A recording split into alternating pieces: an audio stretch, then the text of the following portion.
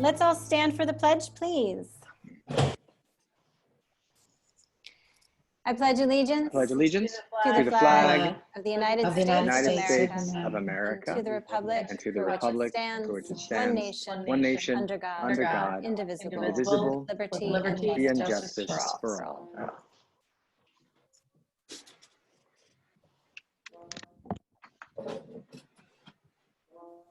Okay, President Daly. Here. Vice President Headland.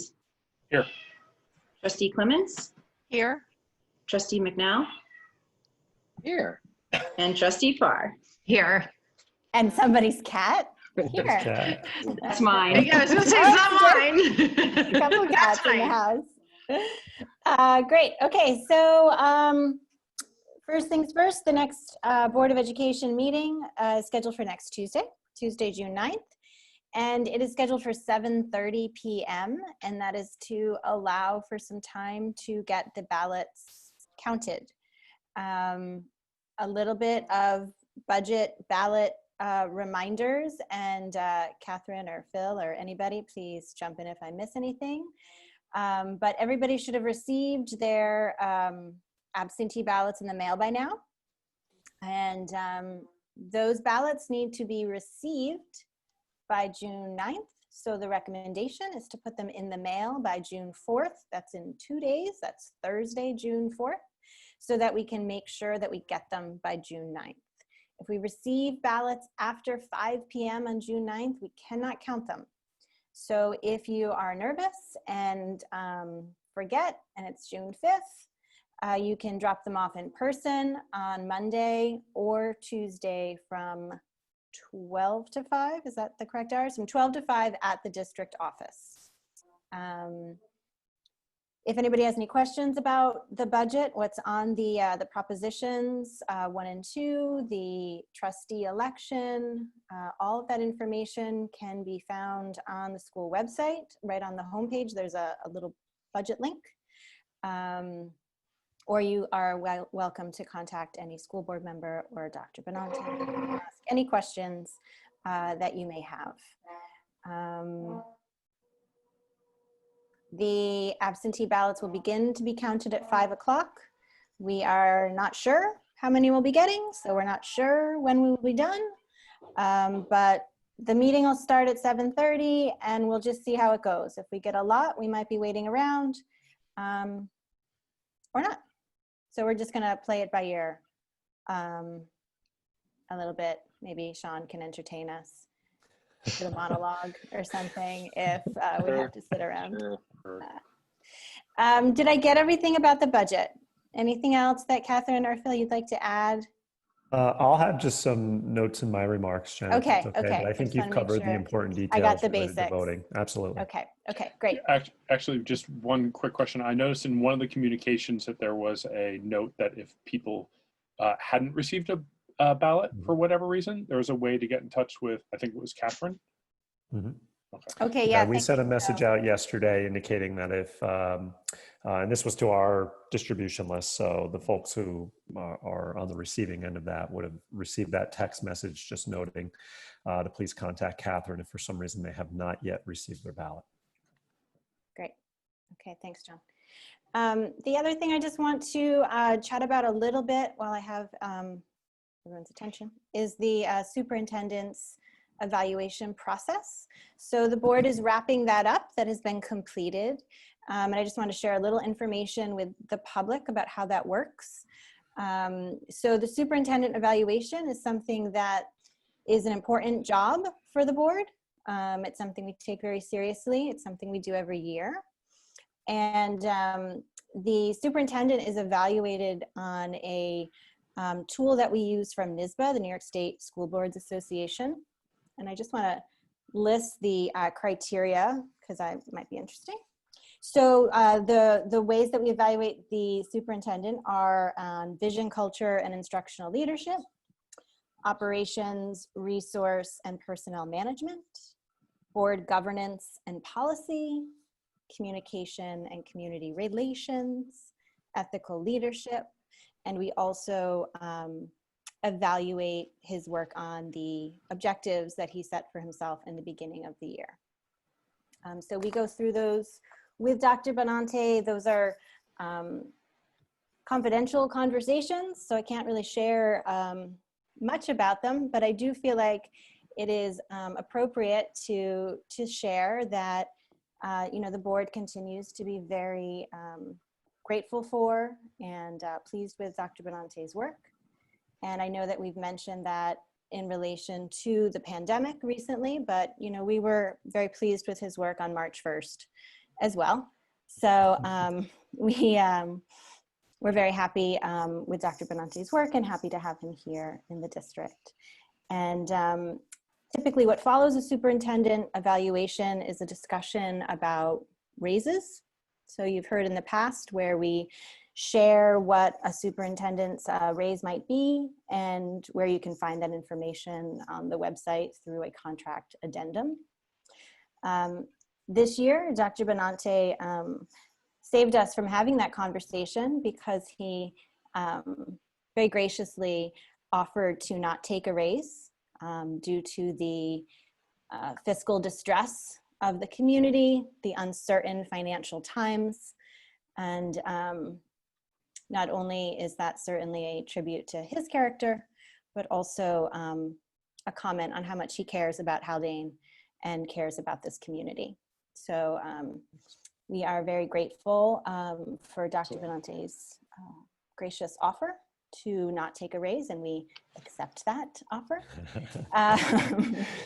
And that is the update on the superintendent evaluation. It has come to completion, and we thank Peggy Clements for leading the board in that process.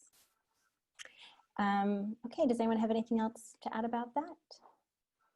Okay. All right, we are going to move into the comments from the superintendent. So Dr. Thank you, Jen. Benante, I'll turn over to you. It's good to see everybody this evening. And I'll just, I'd like to express my appreciation for Peggy's work behind the scenes in the evaluation process. There's a lot that goes on, obviously, and I know Peggy plays a large role in that, in coordinating the effort and the collective feedback of the Board of Education and condensing that down to a level that is a point where it's easy to discuss with me, and I really appreciate it. And that started all the way back in September or October in establishing the framework for the school year. So we had a good plan in place, and quite frankly, it became very helpful, especially considering what the last 3 months have been and the relatively unknown circumstances that we've been encountering. Being able just to fall back on Peggy's guidance that we established and worked on back in September and October was really helpful to bring the process to closure. And I'm appreciative of the feedback that the board has provided. It's important to me for not just my continued growth, but the continued growth of the school district. So Peggy, thank you for that, and thank you for to the board for your continued thoughts and reflections in that process. Salary aside, something I also want to mention, it's a message I sent to our staff early on in this crisis, that as public employees, we're fortunate that we all made a conscious decision to go into education, however many years ago. And with entering a public sector like this, there are certain benefits, and there's certain things that we won't benefit from. We won't have the great year that a CEO or an executive has, where you can reap the rewards of having the financial rewards of having a really good year in the classroom. It just doesn't quite work that way. But with it comes a level of security, if you will, in tough times. And just something I'd like to add is my continued commitment to support the local community by way of patronizing, our local businesses. And that's something that supporting our organizations, our school-based organizations through the School Foundation and other fundraising events. That's something that I take quite seriously, as does my family. And I know that our educators do as well. So that's a message I've tried to continue to convey and send to our staff as we continue, at least at this point, to be financially relatively unaffected personally by the crisis. So I just wanted to express that to the board, or share that with the board. Our administrative staff is back full-time on campus and has been for the greater part of the last week. And I just wanted to express my appreciation for them leading the way and getting us back to some business as usual on campus, and it was good to have our full staff in for our first team meeting where we've been all together today. Of course, honoring and respecting the appropriate protocols, but since March 15th. So about 10 weeks since we were last all physically together, and it was good to be with our leadership team this morning and preparing for the final weeks of the school year and also beginning preparations for next school year. In that vein, you would, if you are a parent of a current Haldane student, you may have participated in a survey document that we had sent out about 2 weeks ago regarding your experiences with the distance learning situation that we've been in for the last 10 weeks.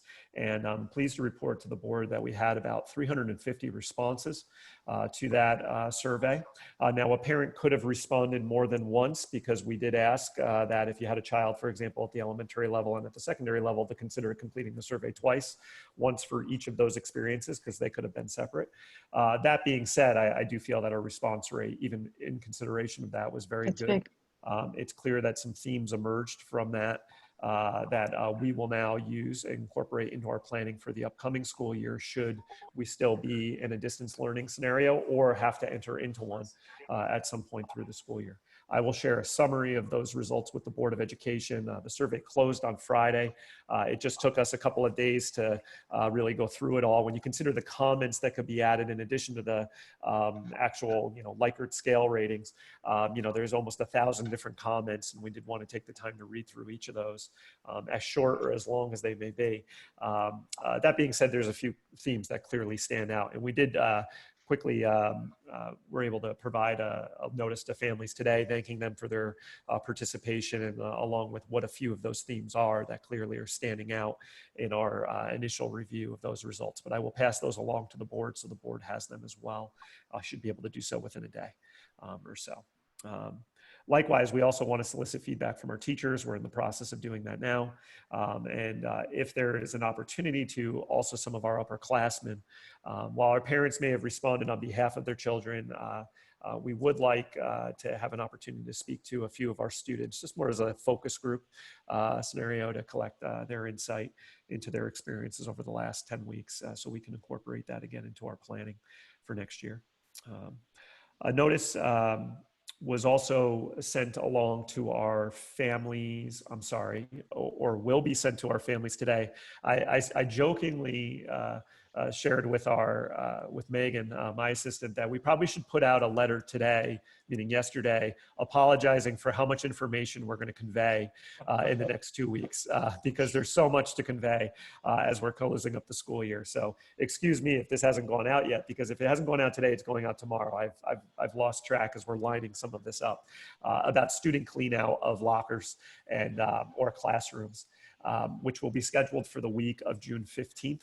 Our staff will be on campus next week to, again, begin to clean out classrooms, but also to assist in the staging of certain areas for our students to then come onto campus and return their textbooks, their Chromebooks, also pick up any materials that they have left on campus since March. So student cleanup will occur through June 15th through that week. And we'll have our staff on next week periodically again to get our classroom spaces ready for that. So a lot going on just in the coordination of having everybody back on campus over the course of the next 2 weeks to close out this school year. So a notice will be going home if it hasn't gone out already.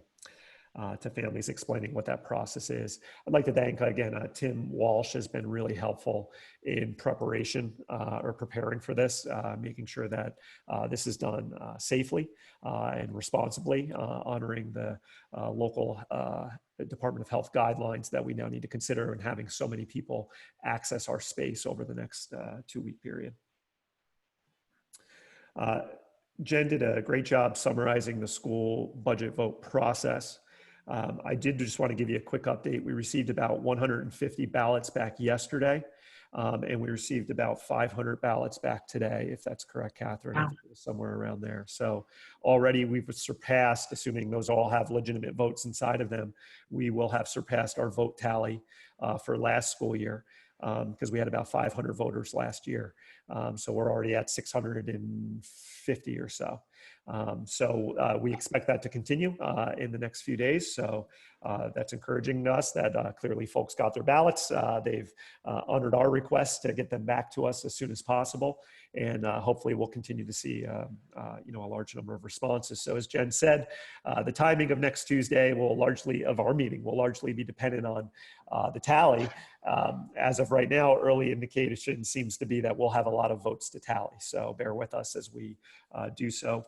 And I just want to, I do want to share some of the extent that we're going to make sure, and some of what we're trying to account for to secure an accurate tally of the vote and also honor anonymity within the vote process.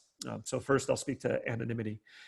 As some folks have realized, as Margaret pointed out last week, when you get your ballot, and Catherine, please help correct me if I don't describe any of this as clearly as perhaps I could. You will have an affidavit that you have to sign on an envelope, and then your ballot will go inside of that. And some folks have, brought up the concern that, well, if you're opening that, you can see by my signature on the affidavit how I voted.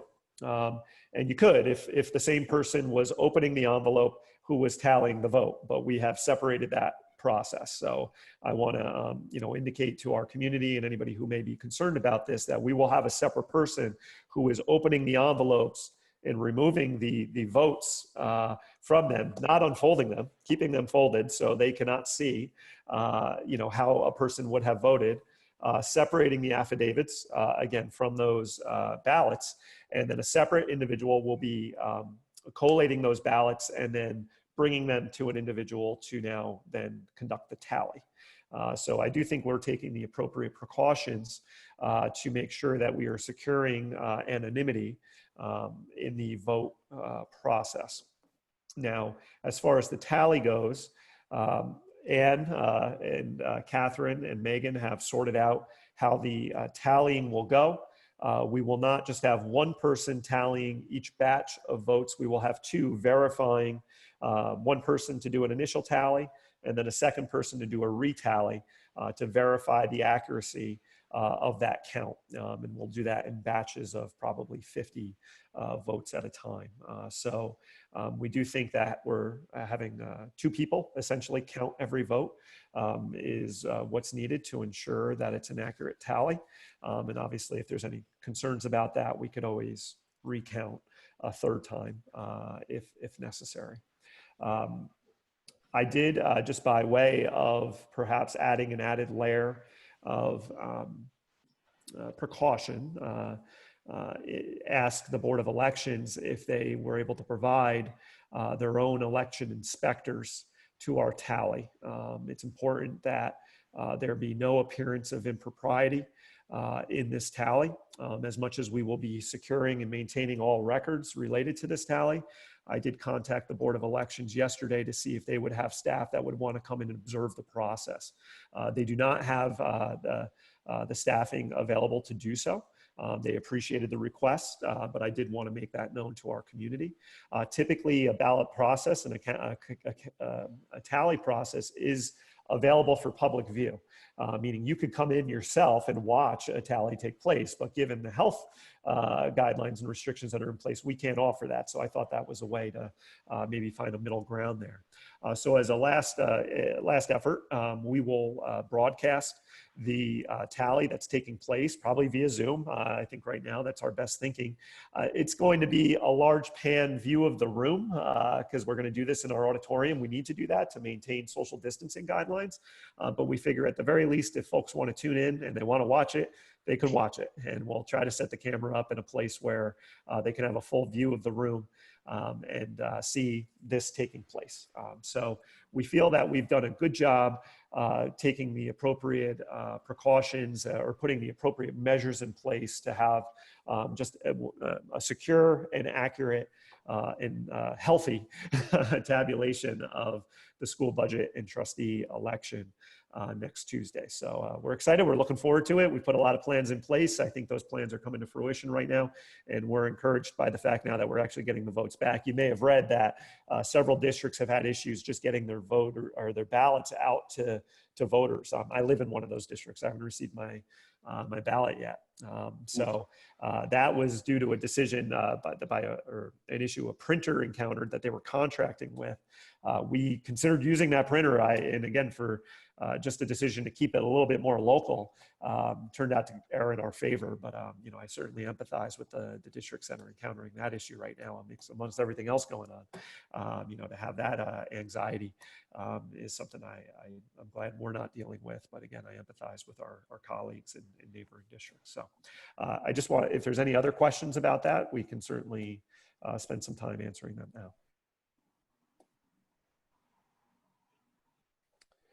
Okay, just lastly, Jen, if it's okay with you, I'd like to talk about the reopening of our schools in September and our planning for that. So I'm going to share my screen. Okay. And let me just load this. So task force are in vogue right now. So you may have heard of Governor Cuomo's task force. The Board of Regents are also going to create their own task force. As I understand it, there's regional reopening task force. And so we're going to go ahead and we're going to create our own school reopening task force for Haldane. And I think this is just a good approach, not to be too, not to joke about it, but we want to have a process in place where we have representation from our stakeholders, which is inclusive of our parents, if possible, our students, our teachers, our administrators, and then also local officials to assist with the planning for reentry, student reentry and staff reentry in September. There's a lot of factors that we have to consider in our planning. Some of them are known right now. Some of them are still yet to be determined as we await further guidance from New York State. That being said, I do think we have enough information to begin planning around or planning for school in the fall, whatever school may look like come September, or how we may have to be prepared to adjust or to shift the mode of instruction throughout the school year. So again, the purpose of this committee is in this group and its accompanying subgroups will be charged with the planning, development, the implementation and review of processes and procedures for the safe reopening of schools in September. Our timeline for this is to begin to have these respective task forces meet as early as June. So starting this month, likely towards the latter part of this month, through the summer and into the start of next school year in preparation again for our start. We will have to have some level of consistency to our meeting, again, to put a good plan in place. So I believe we'll have to meet at least bi-weekly as we await, again, as we begin to plan around the information that we have right now and then the information that we're likely to receive in the coming weeks and or months. So as far as membership, in consideration of this, I really see members playing two key roles. Again, one is to assist with the planning, development, implementation, review of our plans for reopening. But the second is we want members who are going to actively liaise between the task force, so the work that's getting done, and their respective stakeholder groups that he or she may be representing. So if I'm a government official who's sitting on the task force, we expect obviously that individual to be active in the planning and development of our plans. But we also want that individual to be in a position to go back to whatever government entity that they may represent, if it's the village of Cold Spring or Nelsonville or the town of Phillipstown, and to be an active communicator of what's going on at a school level. So that liaison role is key here. If I'm a parent, again, having a role obviously at the committee level, but then actively engaging other parents in what's going on. So others can come to be informed through that social structure. That's a really important part of this work. Given the unique timeframes that are and parameters that we're in, we are first going to seek representation through the current committee structure that we have in place for Haldane. So health and safety is one of our subgroups. So we'll first look to our health and safety committee. I just think that makes sense, again, for expediency, given the amount of planning and work that needs to be done and the fact that we already have community groups in place in the operation of our work as a school district. So with that, I just want to, again, focus on who these groups and what they'll be comprised of. First, there'll be a core team that will be charged with overseeing the scope of this work. Again, I haven't listed the specific individuals who would be listed here. That's still to be developed over the course of the next week, assuming this has the board's blessing. Moving forward. But that group would likely consist of the superintendent of schools, a board of education member, PTA leadership, et cetera, union leadership through the CSEA and the Haldane Faculty Association. Again, so we would want that to be the leadership representatives of each respective entity that we work with, or stakeholder group that we work with as a school system. And then there's really three core areas that we want to make sure we're planning around: the academic area, the social emotional area, and also the school facilities area. There's unique considerations that have to be planned for in each of these areas. So it makes sense to have a defined group for each one. However, the leadership of these groups, if we were to have a chair, if you will have to be communicating with each other because there's clear overlap. Obviously, this all coalesces around what our students and their families, what our staff is coming to experience throughout the course of next school year. So again, these subgroups will be working, at times independently, but also at times they're going to need to liaise with one another to make sure that we're developing a comprehensive plan. So it was not my intention tonight to get into the nitty gritty of, who is going to be on each of these groups. Again, I've tried to hit on it with, broad stakeholder input needs to be included in our planning, but just to give the board the beginning of an outline or framework for how we're going to approach this work and to offer your feedback before I get to the next stage of my planning. Time is of the essence, though. Every day that goes by is a day that we could be planning for the preparation of next school year. So I'm being very mindful of that. It's going to be a busy next few months. And so with that, I'd like to just open it up for any questions or concerns or thoughts that our board has before we move on with our agenda.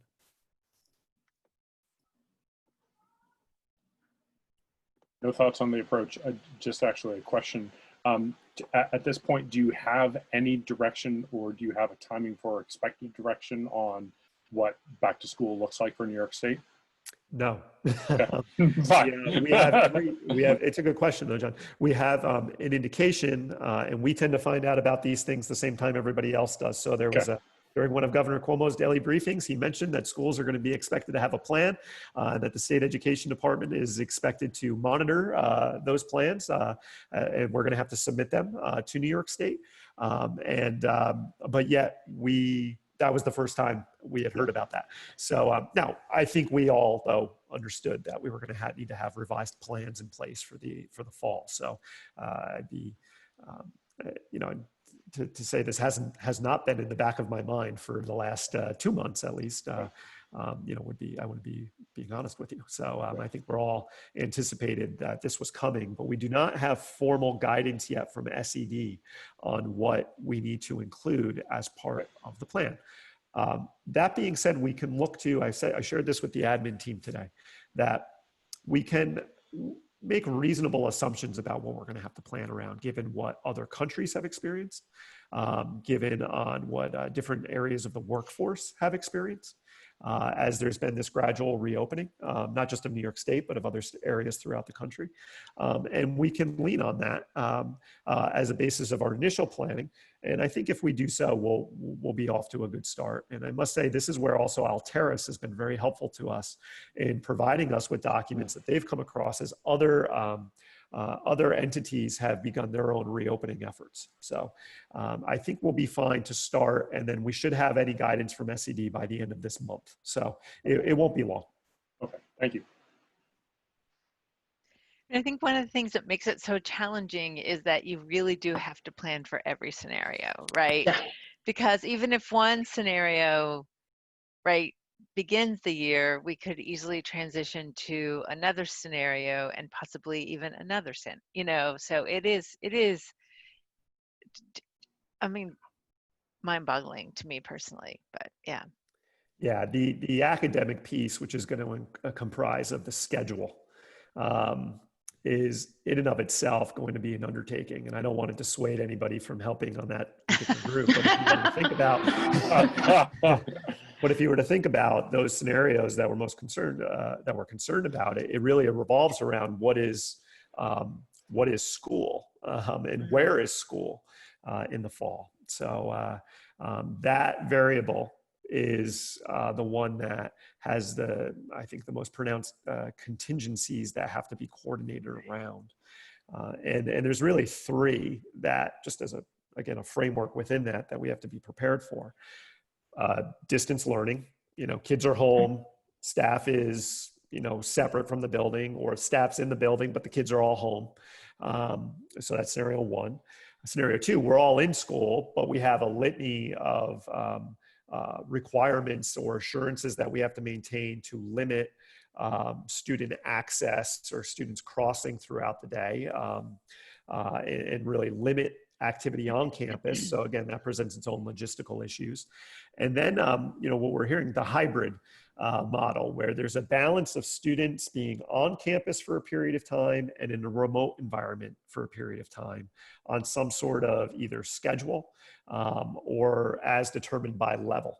So, and again, we have a lot of control over what that is. So the state may say, you create a plan that includes having a reduction of population on campus of 50%. Okay, we could go a few different ways with that. So again, that's all that academic subgroup is going to have to consider those scenarios and begin to create plans around what that would look like. Right. So we do have some guidance to lean on for that, but it's, these are things that schools haven't had to do before. So we'll give it our best thinking and, continue to iterate. And I've tried to convey this in the document. This is going to need to be a group that we're going to also have to hold on to because we may want to adapt and modify our plans as we go about the school year, depending on what is, what is arising in the community. Right. I mean, I'm going to kind of merge my my non-board life and my board role right here for a second. But like sometimes I feel like when I look at all the different emails that I get, that there's like this deluge of recommendations and documents and things like that. But I do think there are some pretty good sources out there that are pulling those documents, and I'd be happy to point you in the direction of the ones that I can be fairly confident were reviewed for as much, there's not enough evidence, right? There's not enough research. There's no research on what's happening now, right? Like there's none. And there's not a lot of evidence under any, and for just distance learning or online learning in general, but there are some relatively trustworthy sources putting together documents, and I'll send you Please. I'll Yes. share those with you. I haven't, but yeah, I'd be happy to do that. Please do, Peggy, and I really appreciate the offer, and I know you always follow up, so I appreciate your follow up on that. Sure. What I'm trying to be mindful of when it comes to any of these committees or the committee or the subgroup is the amount of information we put before them. Because they're not, as you said, there's a deluge of this stuff. And my file's, this thick right now. And we just can't, ask a member of this committee to review all of it. So we have to focus on providing them with high quality information as a basis to help inform the base of their planning moving forward. So yeah, whatever you can send my way that you feel meets that criteria is most welcome.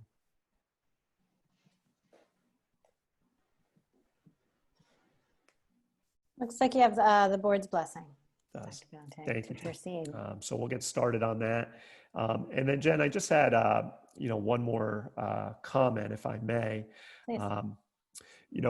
Really over these are, as one of my colleagues said, these are complicated times that we are currently living in. And if COVID, in and of itself wasn't enough, the recent, what I would qualify as violent and oppressive acts against George Floyd, Breonna Taylor, and Ahmaud Arbery, really illustrate the need for our school community to continue to keep equity at the fore of our work with children and the children of our community. We are not a racially diverse community. And some may take that fact and see that the issues that are currently being portrayed in the news or in the media as separate from us. And I would suggest that our lack of diversity is the very reason why we have an even greater responsibility to examine issues of race and racism in our community and in America. And we have that responsibility not just to our Black students and their families, but to our collective humanity that we're all a part of. So, I really wish that we had our students with us this week because, as an educator, this is, it's weeks like this where you really, you scrap the lesson plan and you have a good conversation with your kids, in particular those at the secondary level, but even at the primary and intermediate level, there's a way to do it. And I think that's, a need right now more than ever before. And my just hope is that as difficult as it may be to talk about racism, we need to, and we should, and we have a responsibility to as parents and as educators. Our kids need guidance and support in helping making sense of the world and how it's being portrayed right now, and what's occurring right now in our communities. I grew up in Poughkeepsie. There's 1,000 protesters who marched down the arterial in Poughkeepsie this afternoon, and that's a significant outcry. I know what's going on in Beacon. There's some protests on the other side of the county in the Brewster area, and we all need to be paying attention to this. And I'd be remiss if I didn't say anything, and I'll have more to say, I think, to our community as a whole. Next week, I did share some information with our staff today as it relates to this, and I just wanted to mention that this evening before I conclude my remarks. So thanks. Thank you, Dr. Benante, for bringing that up. Okay. We're going to go into communication from the public. So if there's anybody listening right now that would like to communicate with us, you can do so via chat, and we will address your comments later in the meeting. And we have our information reports here. These are for anybody to review. And then we'll go into the consent agenda minutes. May I have a motion, please? So moved. Second. These are the minutes from our May 19th meeting and our May 26th meeting. Are there any discussion? Jen, All if I those may. oh, sorry, go ahead. I'm sorry. I don't think I hit the record button on the May 26th meeting. It didn't happen then. Yeah. It just didn't happen. All the more reason that the minutes are, important, but looking through this and checking back, perhaps a sign of my Zoom fatigue. I do not appear to have recorded our last meeting. I wanted to make sure I mentioned that to the board. Thank you. I don't think it was that monumental. It was that one was our, right. Our budget hearing one, right? Yeah. Correct. Okay. All right. All those in favor? Aye. Aye. Aye. Aye. Consent agenda financial. May I have a motion, please? So moved. Second. Any discussion? All those in favor? Aye. Aye. Consent agenda personnel. May I have a motion, please? So moved. Second. Any discussion? All those in favor? Aye. Going into new business, the approval of the CSE, CPSE recommendations. Ms. Platt. Be it resolved that upon the recommendation of the Superintendent of Schools, the Board of Education hereby approves the recommendations of the Committees on Special Education and Preschool Special Education as presented. May I have a motion, please? So moved. Second. Any discussion? All those in favor? Aye. Okay, so this is, the next item is about our July reorganization meeting date. Let me look at this. This question was going to be asked, I was sure, so here it is. First 15 days in July. We need to do it sometime between July 1st and July 15th. We often, run into July 4th as a little bit of an obstacle. July 4th is on a Saturday. And I have a feeling most people's travel plans are suspended. So I'm not sure that that's a big issue for us. Does anybody have any thoughts on anything that would not work for them? Does not have to be on a Tuesday night. So we could do it that first Tuesday, July 7th, or we don't have to. We could do it, Wednesday, July 1st. Either one is fine. Yeah, either one is fine for me too. Everybody's flexible? I guess the question would be, we don't know yet if we're going to be in person or if we're going to be doing this remotely. So I guess that's the other big question. That I suppose it's neither here nor there. I mean, if we're going to meet, some of us could be in person. If something came up, we could probably go back to the old standard FaceTime in, I would imagine, if that's something we need to do. Yeah.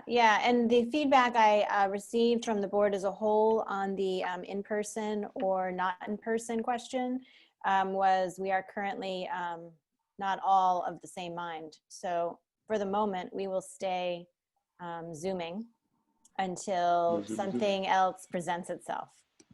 Yeah. So I think we'll stay Zooming until we're not. We will do our August retreat at some point, and hopefully that will be in person. I think that will be important to do in person.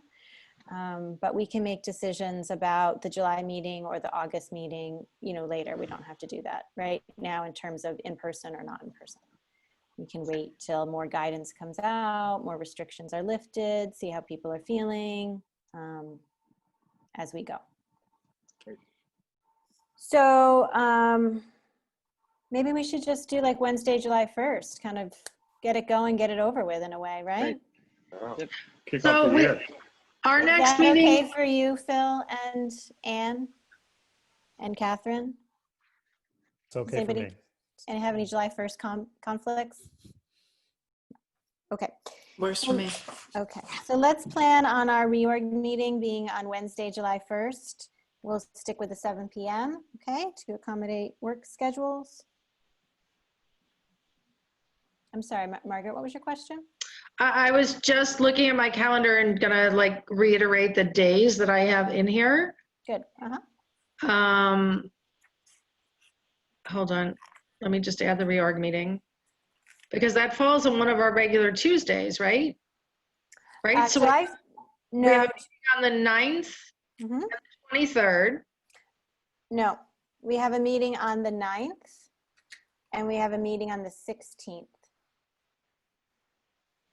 And The then 9th and the 16th, right? Because today is the first, so it's the Tuesday. 1st and the 3rd, Mhm. the 9th and the 16th, and then the 7th and the 21st of July. No. We don't usually do 1st and 3rd Tuesdays in July and August. We usually just do one meeting in July for the reorg and then one meeting in August for the business meeting. It's usually mid to end. So we're even with everything that's going on, we don't think we need the July and August regular meetings 1st and 3rd.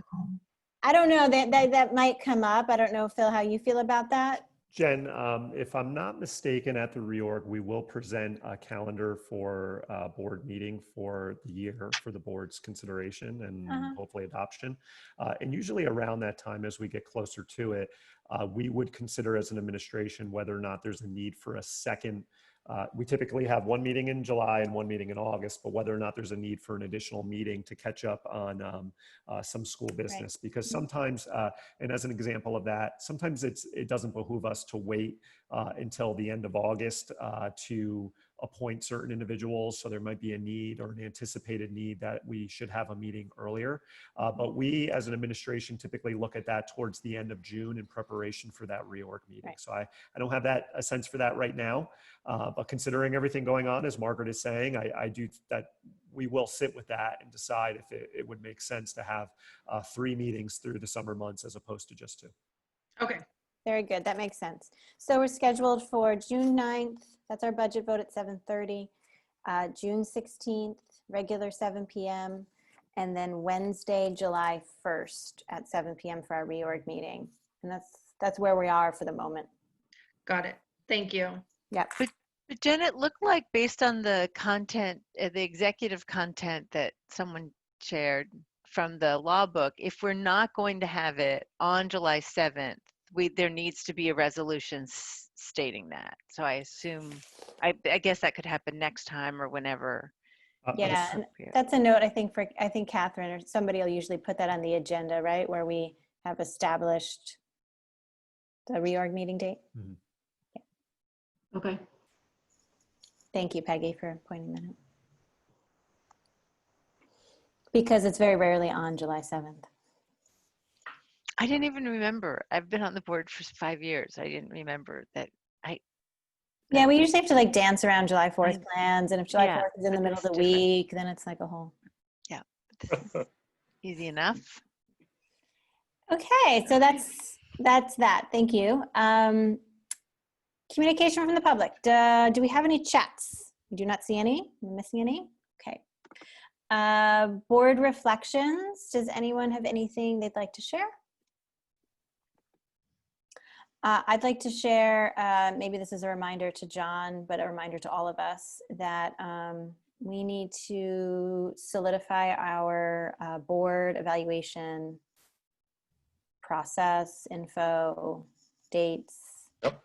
Okay. Yep. I knew that's what you were going to say. Oh, did you? I was actually You're going to bring it reading up my myself. mind? I knew it because I was going to bring it up myself. Oh, very But my good. my reflection was going to be on the teacher parade, which was fantastic. The drive-by for It elementary was. school students. It was great. It was totally great. It was great to see all the teachers, actually, even from Mhm. afar. So Mhm. it was fantastic. That's great. Okay, Dr. Benante, any final thoughts? No, Jen, thank you. Okay, I'd like to make a motion to adjourn. May I have a second, please? Second. All those in favor? Aye. Hi, Aye. Hi. Okay, everybody. Thank you very much. thank you. Thank Thank you. you. Night.